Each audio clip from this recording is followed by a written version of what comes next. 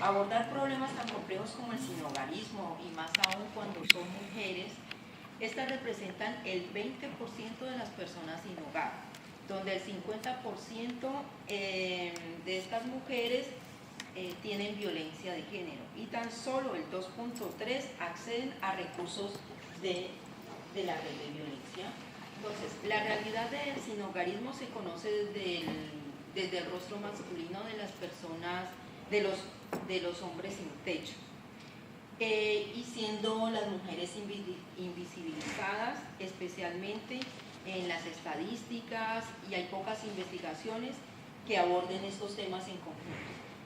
Bueno, las causas del sinhogarismo se engloban en unas dimensiones que básicamente son a nivel estructural, institucional, relacional, personal, que si todas estas fallan, llevan a una exclusión social. Entonces, una falta de la perspectiva de género, más la invisibilidad de estas mujeres, me llevan a plantearme una forma de evidenciar esta realidad, enfatizando en su vulnerabilidad. Básicamente es ser mujer, ser víctima de violencia de género, no tener hogar y con las redes familiares totalmente rotas.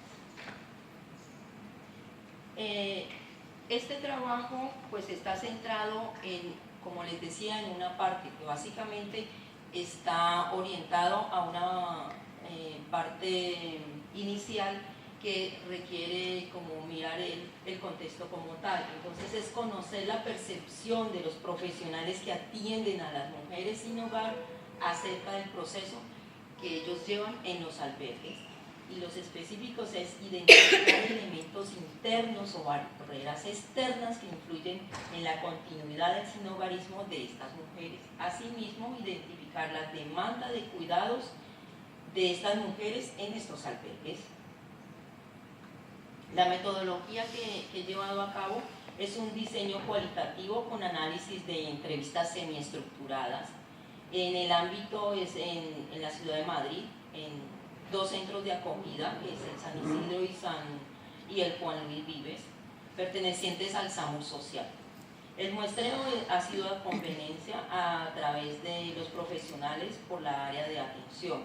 En estos pues son los profesionales que me han colaborado, han sido 2 psicólogos, 2 trabajadores sociales, 2 enfermeros y 3 educadoras sociales que trabajan en estos dos centros. Bueno, es importante resaltar que estas personas llevan más o menos una media de 9.5 años de experiencia en el manejo de la exclusión social. Respecto a los resultados y la discusión, es importante tener en cuenta que todo esto, como bajo todos los criterios éticos. ¿Cómo llegan estas mujeres a estos centros de acogida? Entonces, básicamente, el impacto emocional y el psicológico, la ruptura de las redes de apoyo, la vulnerabilidad por ser mujer, por ser víctima de violencia, hay un mayor deterioro y unos problemas de salud mental y de adicciones. Entonces, ¿qué me evidenciaban estos profesionales? Un ejemplo de eso es vienen vulnerables, sobre todo mujeres, dice, no todas, pero las mujeres rotas, hay que reestructurarles todo. Entonces es importante que para ellos, cómo se enfrentan a este tipo de personas en estos albergues. ¿Qué barreras personales se encuentran? Una falta de empoderamiento, unos problemas de salud mental, los efectos de la medicación, muchos de ellas pues toman medicación para sus problemas de mental y esto les afecta mucho en su vida cotidiana. Las historias largas de sinhogarismo, repetición de patrones de violencia de género, las adicciones, una falta de experiencia laboral y la dificultad que tienen a pesar de que tengan una certificación de discapacidad para volver a su vida laboral. Falta de una red de apoyo familiar o social, y la parte económica también afecta mucho, que tiene que ver o con rentas mínimas, o muchas de ellas tampoco tienen rentas que limitan que estas personas vuelvan a una vida autonómica. Podemos evidenciar esto en el siguiente verbatim: salud mental, adicciones a nivel psiquiátrico, en ese tipo de barreras que pone muy difícil el que haya una reinserción. ¿Qué barreras institucionales tienen estas mujeres? Pues la limitación de los recursos integrados, el volumen de usuarios que manejan en estos albergues, en estos centros de acogida no son lugares estos centros de acogida son lugares solamente para una situación puntual, para solucionar unas necesidades básicas, pero no son un sitio adecuado para manejar la complejidad de estos problemas que traen ellos. Entonces, un verbatim nos contaba acerca de que aquí, pues esto es un recurso de un colectivo de 200 y pico de personas, pues no es un sitio aquí para estar ni una mujer maltratada, no es un sitio para estar tampoco un alcohólico, es un sitio que debería ser para solucionar una situación puntual de emergencia y salir al sitio adecuado, adaptado, pero eso es lo que hay. Respecto a la convivencia en estos centros de acogida, hay unas normas existentes que tienen un doble sentido, porque si bien sirven para la convivencia, pero también limitan mucho a la persona, porque básicamente van a tener muchas restricciones y sanciones también si estas personas no hacen lo que las normas les dicen. Y las relaciones que se establecen sobre todo con mujeres víctimas de violencia de género en estos centros, porque estos centros son mixtos y estos centros pues les falta esa perspectiva de género, entonces muchas de ellas vuelven a recaer en esta situación. Por ejemplo, en este verbatim, hay gente que viene de violencia y adquiere aquí otra relación en la que se vuelve a repetir lo mismo. Otra parte que encontrábamos allí es las barreras externas o estructurales. Las políticas, la falta de vivienda, de dinero, el mercado laboral, que no hay un empleo protegido, recortes presupuestales y los límites de las plazas también que tienen estas personas, pues nos lleva a que esta situación se agrave. Un verbatim nos decía: el ayuntamiento no da plazas, llevamos de jóvenes, de dependientes, de hombres que están ya en proceso para salir a la vida autónoma, pero de mujeres nada. ¿Qué necesidades tienen estas mujeres según la percepción de los profesionales? Estas están derivadas de la complejidad de las causas que les ha llevado allí. Se trabajan según las capacidades, la urgencia, la motivación y los medios con que los profesionales cuentan.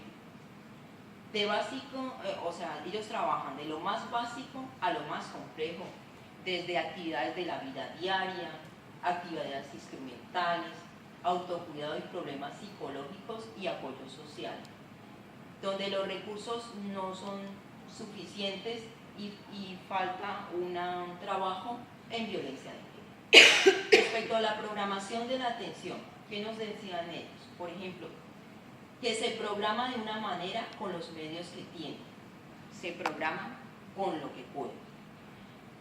Respecto a la limitación de la atención, la principal necesidad es que la verdad es que no estén allí, es que no necesitan ese albergue, es que necesitan un recurso diferente, o sea, más apropiado a la situación que tiene la persona.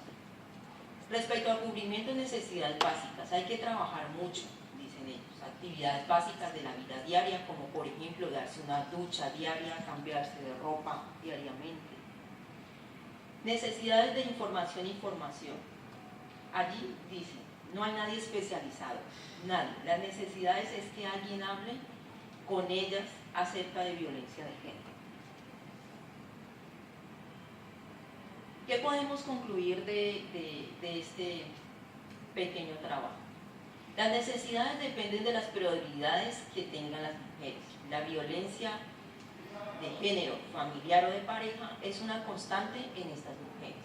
Los albergues son solo una solución inmediata a necesidades básicas, pero no constituyen el recurso apropiado de intervención a problemáticas de salud, ni física, ni mental, ni psicológica y social.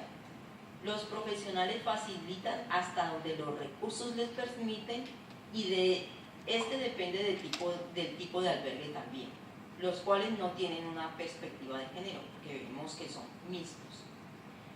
Existe una estrategia nacional integral de atención para personas sin hogar, ¿ya?, como una solución a muchas de esas necesidades. Pero, ¿qué pasa? Que muchas de esas políticas no se llevan a cabo porque se requieren mecanismos para la práctica, porque están dadas la perspectiva, están dadas las estrategias, pero mecanismos para llevarla a cabo no hay. Y la sociedad solo cuida de uno mientras este resulte rentable. Muchas gracias.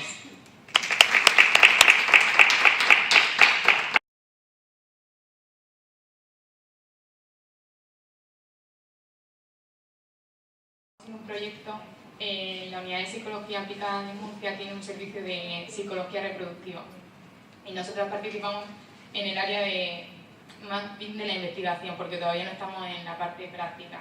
Es un poco abrirnos camino a través de la investigación, hacer un poco más de conciencia. Y el trabajo que traemos hoy, hemos traído dos, un póster, y este trabajo va más orientado hacia el hombre en el proceso de psicología reproductiva y en el proceso de la reproducción asistida, claro. Supongo que, bueno, como hemos visto en todo el congreso, el envejecimiento es algo que está en auge y la natalidad decreciendo. Y sí que se ve mayor infertilidad y sobre todo, bueno, más prácticas de esta reproducción asistida. Entonces, pues es un poco, tenemos que adaptarnos y ver el proceso en el que llevan estas parejas para ayudarles, ¿no? Bueno, el título es Salud psicológica, estilos de vida e historia clínica en hombres que acuden al servicio de reproducción asistida.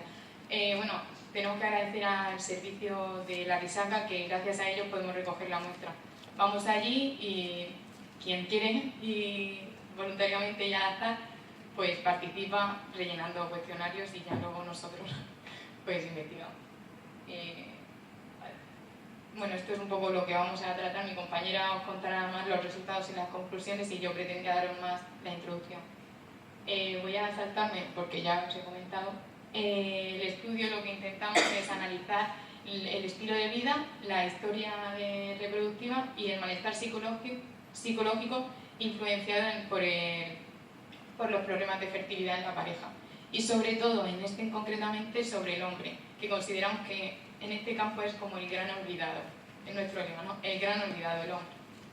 Nuestros objetivos eran analizar las variables de salud relacionadas con el proceso de psicología reproductiva en hombres y luego, como específicos, pues conocer si existen diferencias en la salud psicológica y la autopercepción de salud, si existen relaciones en el malestar psicológico y el número de intentos, y luego también pues conocer la incidencia de hábitos de salud, como fumar, beber. Nuestros participantes, pues al final hemos recogido una muestra de 68 hombres, de una edad media de 36, y pues que, como ya decía, son aquellos que van al tratamiento, a la Risaca, y que quieren participar, y bueno, es eso. La mayoría tienen estudios medios, están casados, no tienen hijos, su situación laboral es que están trabajando y tienen una economía media. Los test que llevamos a cabo en este estudio es el GHQ12, el SCL90, la historia reproductiva y un cuestionario de salud. Sobre todo en el SCL90 nos fijamos mucho en el índice de sufrimiento general. Y luego pues os va a explicar mi compañera un poco los datos y los resultados. El análisis que hemos utilizado es un análisis tipo descriptivo correlacional. Analizamos frecuencia y comparamos pues, las correlaciones y las medias que hemos tenido. En cuanto a la historia de fertilidad, la gran parte de la muestra presenta una historia de infertilidad superior a los 2 años, creo que era más del 70%. El número de intentos por ciclo normalmente supera más de un intento, aunque muchos como los recibimos en el hospital cuando vienen, pues tienen entre 1 y 2 intentos. Su autopercepción de salud, la mayoría se percibe como buena. Y en cuanto al consumo de medicamentos, pues 50-50. En cuanto al hábito de fumar, en los fumadores, pues, observamos que el 19% de la población pues, fuma a diario y el 20% ha dejado de fumar, o sea, puede fumar antes. Y luego el 50% pues no fuma.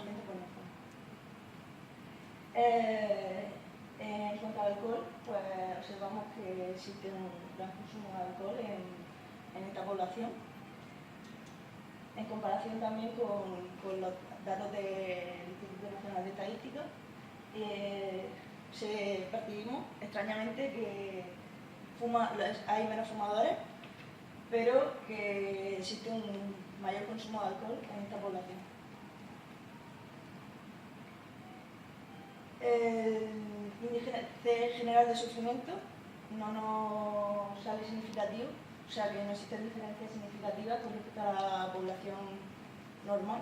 Y sin embargo, en la autopercepción de salud, el malestar psicológico, observamos una diferencia significativa con la media. La media de la población sería 7,34 en el HQ, sin embargo, la media obtenida en nuestra muestra pues, es de 9,1. Y para destacar una correlación significativa que no ha salido, el número de intentos correlaciona positivamente con el estado de salud mental, o sea, con el malestar psicológico. Entonces, pues a más número de intentos, pues tenemos una peor salud mental. Y aquí los resultados, las conclusiones, pues a mayor malestar psicológico, pues existe un mayor malestar psicológico en nuestra muestra de sujetos que en comparación con la población normal. Está relacionado con el número de intentos y su percepción de salud pues, es similar, o sea, el índice de salud es similar al de la población general, más consumo de alcohol y menos tabaco. Gracias.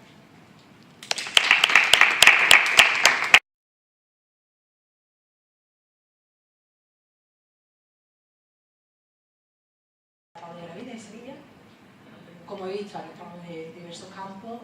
Creo que en mi campo hasta ahora no he oído mucho de nuestro trabajo, pero para situarnos, nosotros nos centramos tanto en el doctor Evaristo Barrera, que no puede venir, y yo, somos del Departamento de Trabajo Social y Servicios Sociales de la Universidad Pablo Olavide.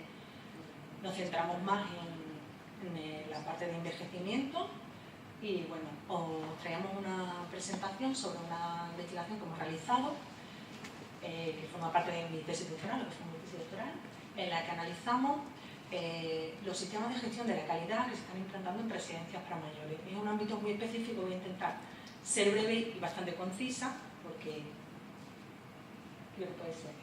Lo primero que me gustaría comentar es que la aplicación de estas nuevas propuestas de sistemas de gestión de la calidad en residencias para personas mayores, que ha sido nuestro ámbito de estudio, ha venido por diversos factores, entre ellos, pues bueno, la evidente externalización de los servicios públicos, entre ellos los servicios residenciales para personas mayores, pero no solo, y eso ha llevado a un mayor nivel de exigencia en los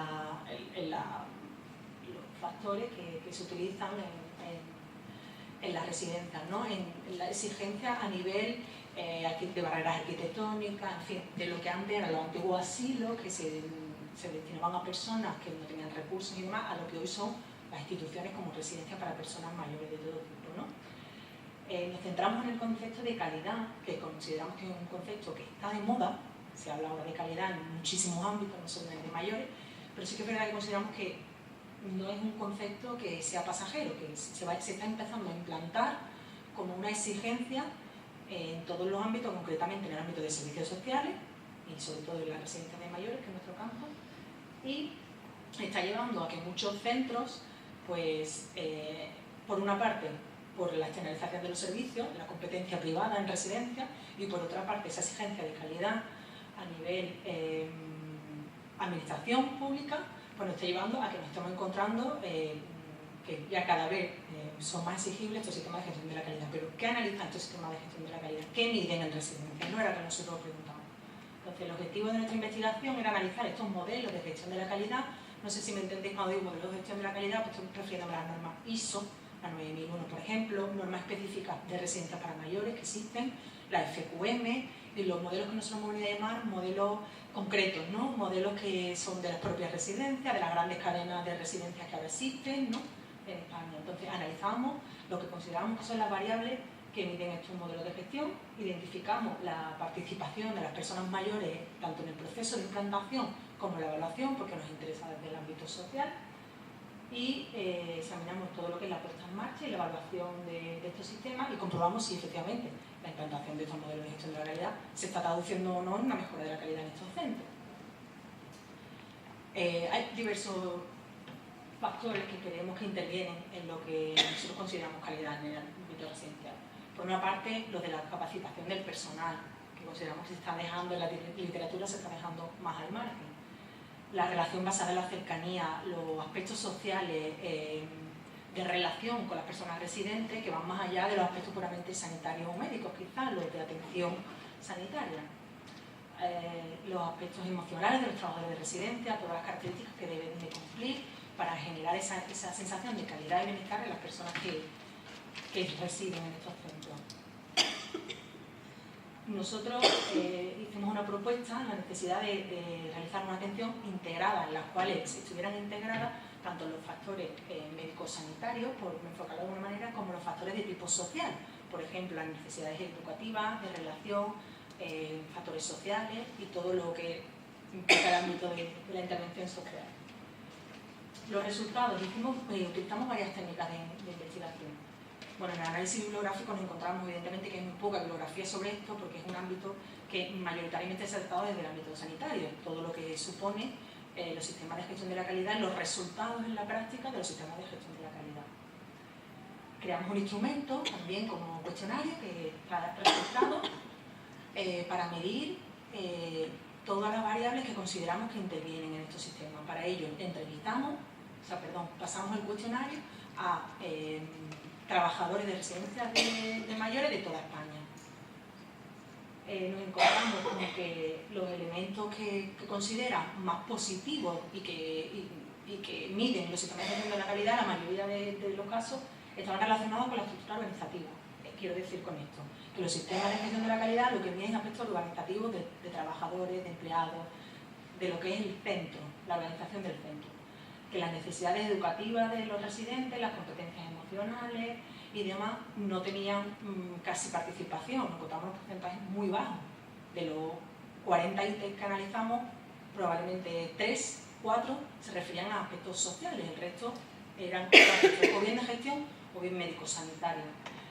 Luego el peso en las distintas áreas, en la implantación del modelo, que era otra pata que nos interesaba, pues se quedaba muchas veces la gerencia y la dirección y faltaba formación específica para trabajadores desde los servicios auxiliares, como podía ser la lavandería, hasta los propios auxiliares, enfermeros y todas las personas que al final intervienen en el día a día de los residentes. Lo que nos lleva a que la formación recibida era por la alta dirección. La alta dirección, la gerencia, se han imbuido de esta cultura nueva de calidad y son los encargados de transmitir esto, pero muchas veces nos encontrábamos con que los resultados nos decían por parte de los trabajadores que no llegaban a comprender muy bien para qué servían estos sistemas y qué medían. En muchos casos no sabían cuántas variables medían estos nuevos modelos. Entre todos los resultados yo destacaría, para abreviarlo, eso, que la cultura de la gestión de la calidad ha sido una cultura, está siendo una cultura que se está dirigiendo a la parte más alta de la jerarquía en la residencia, que está faltando formación, por lo que nos cuentan los resultados en otras categorías, que la participación de los mayores, que nos interesaba saber, está siendo nula, muy poca, porque hemos realizado también entrevistas a residentes, entrevistas a profesionales, desde directores, psicólogos, trabajadores sociales, de residencias, y nos decían que es verdad que en el proceso de implantación de estos sistemas casi los familiares o los residentes intervienen nada o muy poco, y que hay una necesidad de crear modelos nuevos o de insertar dentro de estos modelos o de estas normas al mayor como centro de la intervención, porque al final están creando ellos lo que es la calidad en residencia sin tener en cuenta la opinión de las personas mayores o de los familiares, en el caso de personas con déficit cognitivo a lo mejor, ¿no? Efectivamente, en cuanto a esto se traducía a una mayor calidad en la implantación, sí que los resultados nos arrojaron concluyentemente que sí que todos consideraban que la implantación de los sistemas de gestión de calidad se está produciendo una mejora de la calidad en la residencia a nivel organizativo y a nivel de gestión, pero nos falta siempre la calidad entendida como una calidad de atención a las personas que residen, ¿no? Todos nos reconocían abiertamente que evidentemente implantar un tipo de sistema se traducía en unos costes bastante importantes en la mayoría de los casos, inasumibles para algunas residencias, que es uno de los problemas que nos señalaban los trabajadores, pero este coste previo siempre era traducido como una inversión, al menos a medio o largo plazo, con lo cual no era un coste en más, sino una inversión.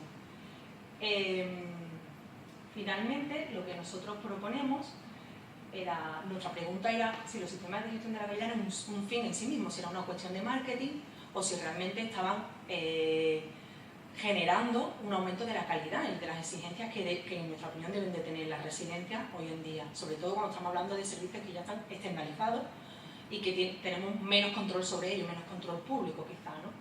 La respuesta no fue concluyente porque sí que es verdad que hubo un aumento de la mejora, de la percepción de la mejora de la calidad, pero por otro lado nos sigue faltando un aumento de los factores relacionados con el ámbito psicosocial, que es donde nosotros nos movemos, sobre todo los sociales. Entonces, nuestra propuesta va en torno a crear un modelo, que nosotros lo hemos llamado de calidad integrada, en el cual involucremos ambos. Involucremos los factores relacionados con el ámbito sanitario médico, factores psicosociales, y se lo añadamos a los sistemas de gestión de calidad, que ahora mismo son normativas más bien de procesos, como nos han traducido, ¿no?, los resultados.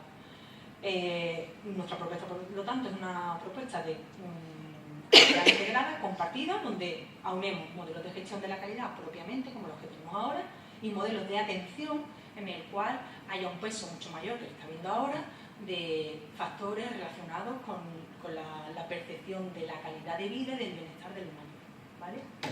Yo creo que aquí no creo tampoco.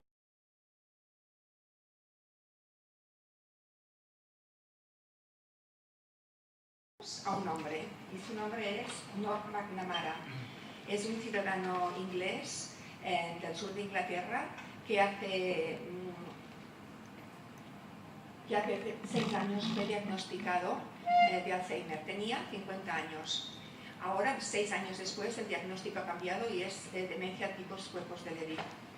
Su periplo como paciente ha sido muy duro, pero la residencia personal, acompañada de la social, cuando esta sucede, nos hablan de que sucesos, crisis existenciales, de las que nos hablaban ayer, pueden hacer cambiar el mundo. Y él lo ha intentado, y lo ha intentado con mucho éxito, porque ha conseguido que su ciudad natal, donde él vive, haya cambiado en su percepción respecto a las personas que tienen Alzheimer.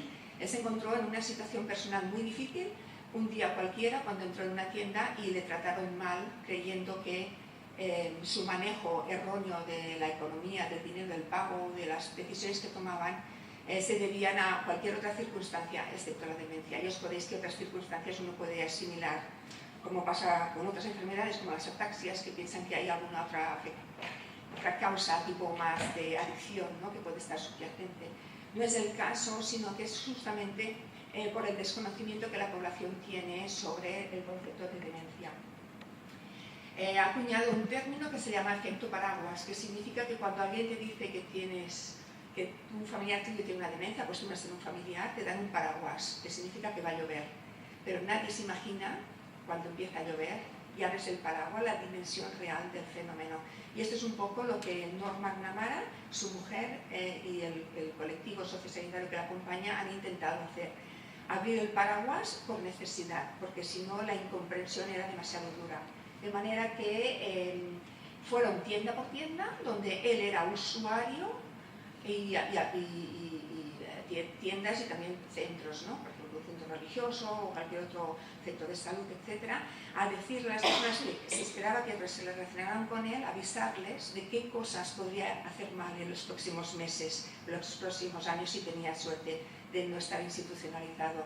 Y él quería mantenerse en su comunidad, una comunidad que entendiera qué significa tener demencia. Entonces se creó una Torrey Dementia Action Alliance, que significa que todo el pueblo tiene unas, como en lugar de tener un ticket de una pegatina de la visa, tiene una pegatina que dice sabemos de qué va la demencia y somos tu ángel guardián.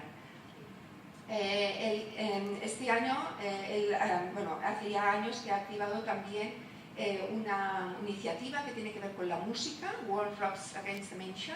El mundo se moviliza contra la demencia o para mejorar la calidad de vida de las personas que tienen demencia, en el sentido que la palabra rocks en inglés, el mundo sabemos a quiere decir mojarse por, y utiliza las fiestas, la música, para involucrar, aprovechando una oportunidad. Y es que sabemos que a pesar de que haya una afectación cognitiva severa, progresiva, pérdida de memoria, hay islas de la memoria que están relacionadas con la música. Y que más que con la música, ya sabemos que hemos tenido un póster también sobre ello, con las emociones, con la activación emocional del cerebro, es decir, de vivencias, sobre todo tristes. La música triste tiene más capacidad de recuperar memoria que la que es afable o recuerdos afables, pero recupera memoria biográfica. Entonces, este año nos pidió si podíamos hacer en Barcelona, en España, una actividad relacionada con esto, y yo le dije, bueno, tengo un grupo de amigos, digo, pero mira, vamos a hacer una apuesta fuerte directa, te voy a ofrecer una parte pequeña de la asignatura, la práctica, con una cápsula formativa, porque creo que mejor oportunidad que conocer la demencia desde la propia vivencia no la voy a poder ofrecer nunca. Bueno, si no caigo yo también en esa situación, claro, ¿no? Entonces, esta es una imagen, en este caso, de la clase. Era un grupito de 14 alumnos, he tratado la campaña en la pantalla, pero ahí hicimos un Zoom, ¿no? una videoconferencia con él, y lo primero que les pasó a los alumnos de segundo grado es que ellos se pensaban que era otra persona y estaban esperando que llegara el paciente. No, el paciente ya estaba en la cámara hablando normal y diciendo que su vida era normal en el 99%, pero cada vez el porcentaje de no normalidad iba increciendo. Pero quedaron muy sorprendidos positivamente por la capacidad de manejarse todavía en ámbitos del habla o de razonamiento, y también muy sorprendidos de ver cómo, a pesar de eso, habían algunos hándicaps muy severos que le hacían que su calidad de vida fuera dificultosa. De manera que tuvieron la oportunidad de hacer preguntas y de responderlas. Y bueno, nos comprometimos todos a traducirle su libro, que es El soldado de cuerpos de Levi, y ayudarle a traducir su página web, que podéis consultar aquí en el Ángel Púrpura. Esta es la iniciativa que digo sobre la música, ¿no? En su ciudad y en muchas otras se están habilitando centros que lo que hacen es actividades musicales, y a nivel práctico, desde el punto de vista del paciente, cosas prácticas como que los vasos sean de plástico de color amarillo en lugar de ser transparentes, porque mejoran la capacidad del paciente de visualizarlos y de utilizarlos. Aspectos súper prácticos. Es una ciudad que se está adaptando a hacer la vida fácil a aquellos que tienen ese 2%, 3% increciendo de dificultades. Pero como decía él, es una vida en solitario. Solo él sabe lo que significa, y por cuerpos de él empieza a tener también momentos muy duros de ofuscación, y hace poemas. Yo también me he comprometido personalmente a traducirlos. El hombre de la sombra. El hombre de la sombra sabe mi nombre, me sigue. Nunca sé cuándo o dónde aparecerá, pero aparece. Solía venir solo de noche, pero ahora me sigue durante todo el día, saltando, gritándome, corriendo hacia mí mientras como. Ojalá el hombre de la sombra se fuera, pero no creo que lo haga. Es demasiado persistente. Sé quién es, pero no puedo ponerle nombre. Él es mi némesis, él es el hombre de la sombra. Yo he hablado con él y cuando lo ha expresado tal como lo he hecho yo. Es terrible, porque es esa dualidad de momentos de claridad absoluta del paciente normal y un crescendo que se apodera, ¿no? Y a veces es terrible. En Facebook tenemos un grupo y cuando participamos estamos todos pendientes a ver si hace expresiones normales o realmente... De manera que el compromiso que tenemos con él es absoluto. ¿Por qué? Porque tenemos un vínculo de amistad, le conocemos y formamos parte de esa ciudad aún sin vivir, sin estar en ella. Le hemos hecho una serie de preguntas en una entrevista personal para este congreso, porque yo le prometí, yo era en clase con 14 alumnos este año, pero me voy con los de Almería, que tienen 3.000 personas detrás escuchando, así que es una oportunidad, como hemos dicho antes con Clara, de dar voz a los que no tienen voz o a los que piden que les demos voz. Entonces aquí tenéis su opinión sobre la inclusión y compromiso. Los pacientes tienen que ser escuchados, tienen que ser incluidos en su problema, ofrecer qué necesidades tienen, ¿no? Como decíamos antes. Lo mismo sobre el rol familiar, ¿no? Es tan importante escuchar a los pacientes, aquellos que viven con la demencia, porque solo ellos saben lo que están viviendo, para que hablen de ello. Les ayuda tanto como a otros que solo piensan que saben lo que es tener demencia, pero realmente no la tienen. Y lo mismo que particularidades tiene este programa respecto a otros. Vengo de Dinamarca, en la ciudad de Odense la han adaptado para demencia, pero es otro enfoque. Este nace de un propio paciente, de su mujer, Hélène, y de su enfermera. Entonces la particularidad es que ellos lo hacen un poco a su medida y entonces creen que con menos recursos, con menos esfuerzo se puede conseguir más. Es un modelo que por lo tanto lo traigo aquí como ejemplo. Los cuidadores, el de su esposa, vital, porque está implicada y porque también le ofrece a ella una resiliencia personal. Es decir, estamos creando resiliencia personal para el paciente, para el cuidador y para la sociedad, que se siente un poco más conformada o más tranquila, el concepto, ¿no?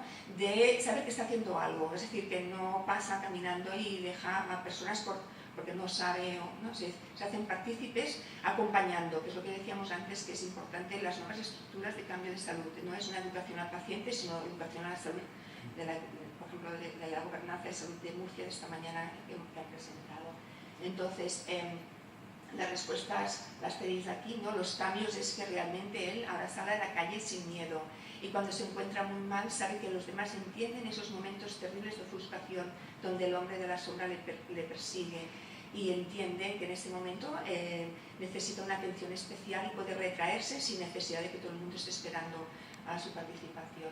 De manera que los propósitos de que haya concienciación, de eliminar el miedo del paciente, de que el cuidador se sienta arropado por la sociedad, son fáciles sin que nadie necesariamente haga nada en particular de este día. Solamente tenemos un ticket allí enganchado en el cristal que dice: sabemos lo que te pasa y estamos aquí para ayudar cuando te haga falta, sin intervenir. Y finalmente, pues esto, ponte en mi lugar, ve lo que yo veo, siente lo que yo siento. Entonces, quizás entiendas por qué hago lo que hago. Hasta entonces, por favor, no me juzgues. Muchas gracias.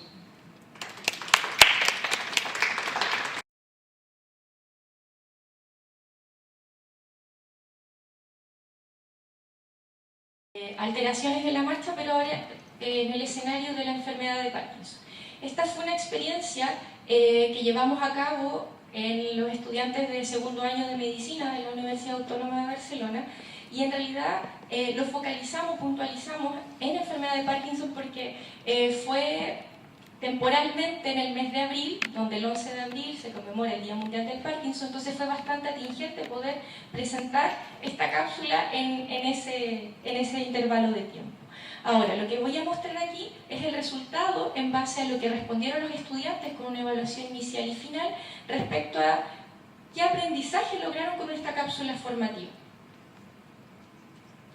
Bueno, como la cápsula formativa tiene 3 ítems, voy a dar a conocer primero los antecedentes bibliográficos que nos ayudan a determinar cuáles son los elementos clave y luego voy a dar el material didáctico que se utilizó y el resultado obtenido por los estudiantes. Bueno, lo primero enfatizar que la enfermedad de Parkinson es una enfermedad neurodegenerativa progresiva y multisistémica. Es la segunda enfermedad neurodegenerativa más frecuente después del Alzheimer y tiene una distribución universal. Eso quiere decir que afecta tanto a hombres y mujeres por igual a nivel global, a nivel mundial. Su edad media de inicio es a partir de los 55 años y una de las principales causas de discapacidad en población geriátrica. Y durante el envejecimiento vamos a ver que la prevalencia aumenta, sobre todo en aquellos mayores de 90 años, que alcanza la prevalencia más alta. Esta enfermedad se caracteriza por una neuropatología donde vamos a ver una degeneración de las neuronas dopaminérgicas a partir de la sustancia nigrapar compacta, que va a alterar el circuito motor o el circuito dorsolateral de los ganglios basales. Principalmente eso es lo que se ha descrito, no voy a profundizar mucho ahí, pero sí enfatizar que esto nos va a dar una sintomatología característica de signos y síntomas que se han clasificado hoy día entre signos y síntomas motores y no motores. Los más conocidos son los motores, y dentro de los más conocidos el temblor es el característico que ha descrito la enfermedad. Pero no es solo el único. Para el diagnóstico clínico de la enfermedad de Parkinson es necesario que esté presente el temblor, la bradicinesia, que es esta lentitud para iniciar movimiento, una rigidez corporal diferente a lo que es la espasticidad, y también una inestabilidad postural, pero que en el diagnóstico clínico no es necesario porque puede ser de aparición tardía. Según la escala de Joen y Yark, que lo que hace es secuenciar esta severidad y gravedad de la sintomatología motora, la inestabilidad la describe que al estadio 3 aparece, por lo tanto para el diagnóstico clínico se necesitan los 3 primeros. Se puede acompañar también de pérdida o disminución del tamaño de la letra al escribir, y es uno de los reportes que los pacientes más les complica, incluso por sobre el temblor, porque pierde su firma identificatoria. La escritura es cada vez más pequeña, pierden la horizontalidad para poder escribir y también pierden expresión facial, pierden una rigidez, una hipominia. Aparece también un trastorno en la disminución del volumen de la voz, aparece una ronquera y también se acompaña con disfagia. Los signos y síntomas no motores son bastante heterogéneos y diversos. Yo aquí he planteado alguna forma de clasificación en los principales, como síntomas neuropsiquiátricos, trastornos del sueño, síntomas sensitivos, puede estar presente la fatiga, disfunción autonómica y también algunos síntomas gastrointestinales, pero son bastante heterogéneos estos de acá. Ahora, la cápsula formativa la focalizamos en las alteraciones principalmente motoras, y estas motoras llevadas a la marcha o el desplazamiento. Y eso fue lo que nosotros aplicamos en una cápsula formativa que duró 2 horas pedagógicas, con la participación en este caso de 11 estudiantes de la carrera de medicina, y lo que hicimos fue aplicar, como les comentaba, una evaluación previa y una evaluación post. En la evaluación previa lo que buscábamos principalmente era indagar en el conocimiento previo respecto a la enfermedad de Parkinson con preguntas abiertas y un listado de sintomatologías que ellos tenían que marcar reconociendo cuáles eran motores y cuáles no eran motores de la enfermedad, y también dentro de la secuencia de marcha qué conceptos conocían ellos como alteraciones propias de la marcha. Los contenidos claves fueron, en primer lugar, la postura corporal en posición bípeda, y desde aquí focalizamos y puntualizamos la base de apoyo y el área de apoyo, que son los pies, identificamos el centro de gravedad y la línea de gravedad, y utilizamos criterios de simetría en los hemicuerpos. Luego se les enseñó a identificar el control postural desde una posición estática hacia una posición dinámica, con los respectivos cambios de posición y postura respecto a cada uno de ellos. Y el último elemento fue la locomoción, porque es la sumatoria de los elementos anteriores.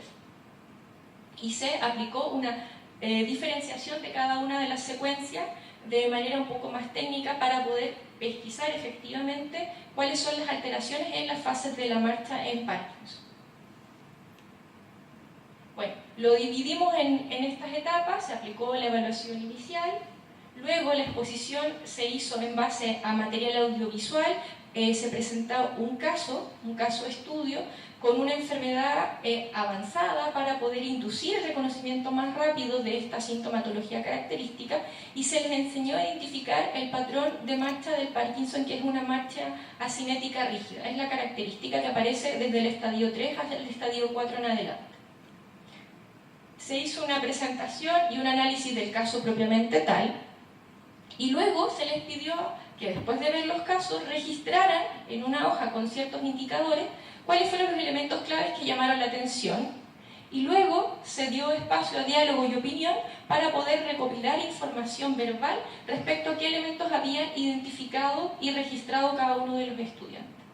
Luego se dio una identificación y completación de una pauta ya mucho más estructurada diferenciando la postura, el equilibrio y las fases de la marcha que pudieron completar los estudiantes.